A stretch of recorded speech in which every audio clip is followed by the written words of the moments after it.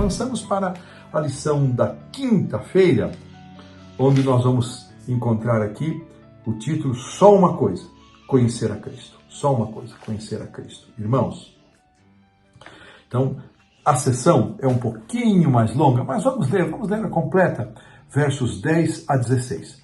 Para conhecer e o poder da sua ressurreição e a comunhão dos seus sofrimentos, conformando-me com ele na sua morte, para, de algum modo, alcançar a ressurreição dentre os mortos. Não que eu o tenha já recebido ou tenha já obtido a perfeição, mas prossigo para conquistar aquilo para o que também fui conquistado por Cristo Jesus. Irmãos, quanto a mim, não julgo havê-lo alcançado, mas uma coisa faço, esquecendo-me das coisas que para trás ficam e avançando para as que diante de mim estão, prossigo para o alvo, para o prêmio da soberana vocação de Deus em Cristo Jesus.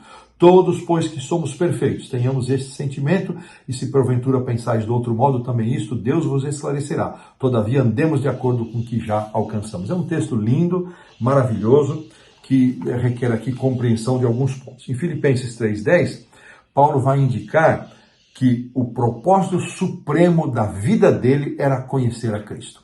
Então isso está muito estabelecido. Então, tudo que vem abaixo tem a ver com isto, irmãos. Vamos conservar isso em mente. Todos os versos adicionais de 11, 12 até o 16 estão debaixo dessa seção que é o propósito, que era conhecer a Cristo. O fato dele mencionar sofrimentos, aqui ele vai mencionar no próprio verso 10, ele vai mencionar o sofrimento de Cristo, e a ressurreição de Cristo no verso 11, sugere que conhecer a Cristo, olha que interessante isso, está na Auxiliar do Professor, página 72. Conhecer a Cristo envolve não apenas um aspecto cognitivo, apenas a questão intelectual, mas também especialmente uma experiência relacional, que eu já destaquei aqui ao ele chamar Cristo de Senhor, em um processo de crescimento gradual. Muito interessante.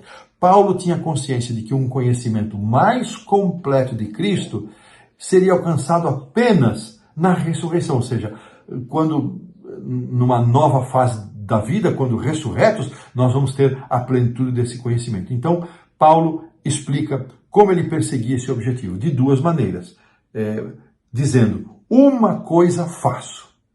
E ele, interessante, irmãos, quando ele diz, quanto a mim não julgo ter alcançado, esse conhecimento pleno, irmãos.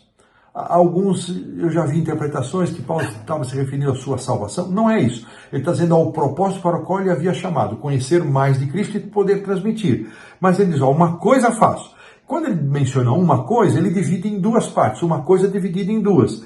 Ou seja, prossigo para o alvo, esquecendo-me das coisas que para trás ficam, e prossigo para o alvo. Olha que interessante isso. Então, irmãos, o que Paulo está nos dizendo, está nos orientando, está nos motivando a respeito desse assunto? Que o nosso propósito deve ser conhecer a Cristo também.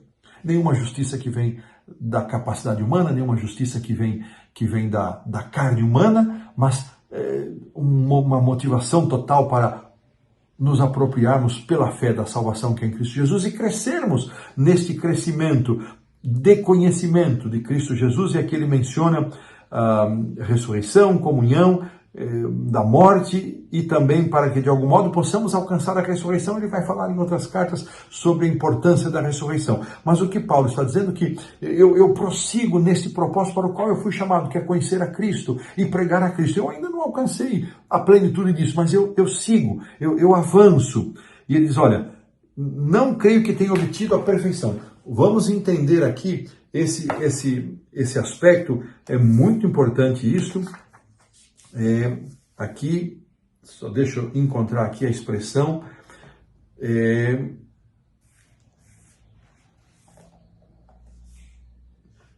O comentário diz o seguinte, ou poderia ser também tem sido, ou aquele que tem sido aperfeiçoado. Paulo inclui aqui a sua experiência passada e nega que até aquele momento, até a sua condição presente, tivesse alcançado o estágio da perfeição planejada por Deus, que ele também desejava. O apóstolo estava num processo de desenvolvimento. Ou seja, eu sei, eu não alcancei ainda esse estágio, não é? E ele diz, eu prossigo, eu estou perseguindo, eu estou buscando isso, irmãos, e esse é um incentivo para nós.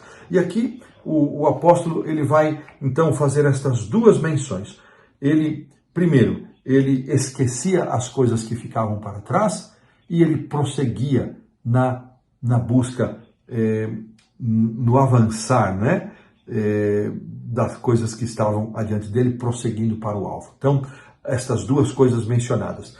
Uma coisa faço, eu não alcancei, mas eu faço uma coisa. Divide em dois, eu esqueço o que fica para trás e eu avanço para aquilo que está diante de mim. Irmãos, duas palavras sobre esta decisão de Paulo. O esquecer para trás, sobretudo, tinha que ver com o sentimento que Paulo tinha de ter perseguido a igreja. Ele precisava sentir-se perdoado por Cristo. E pode ser que haja entre nós pessoas que estejam presos ao seu passado por não se perdoarem por coisas tão ruins que tenham feito. Meu irmão, minha irmã, aceite o perdão de Cristo Jesus. Esqueça essas coisas que ficaram para trás. Cristo já perdoou e colocou nas profundezas do mar. Aceite isso e ele não vai lá pescar outra vez. Ele põe uma placa assim, não mexa, não mexa aqui. Então, perdoe-se, aceite o perdão.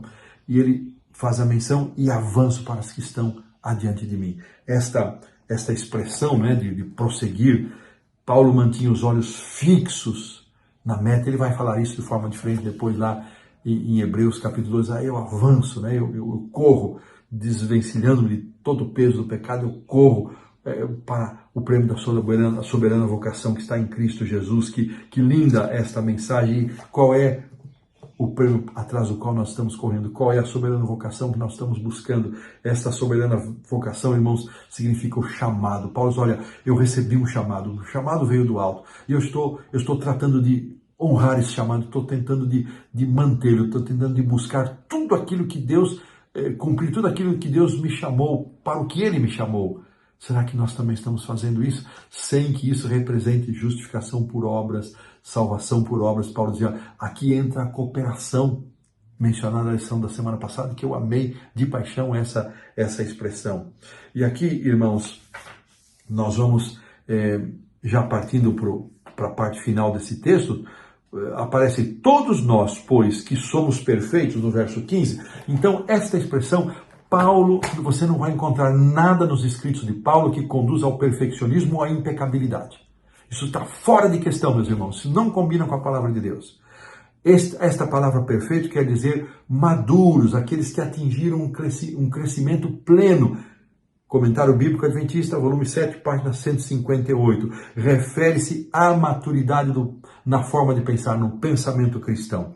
E ele diz, olha, tenhamos todos este sentimento, ou seja, pensemos dessa maneira. O apóstolo aqui faz um chamado, um convite para todos os crentes maduros, para amadurecermos e termos a mesma atitude em relação ao crescimento cristão. Esse é o sentido dessa passagem. Aceitaremos nós este chamado que Cristo nos faz e que Paulo nos apresenta por meio desta carta aqui? Lindo texto aqui, maravilhoso, e dessa maneira colocamos um ponto final na lição da quinta-feira.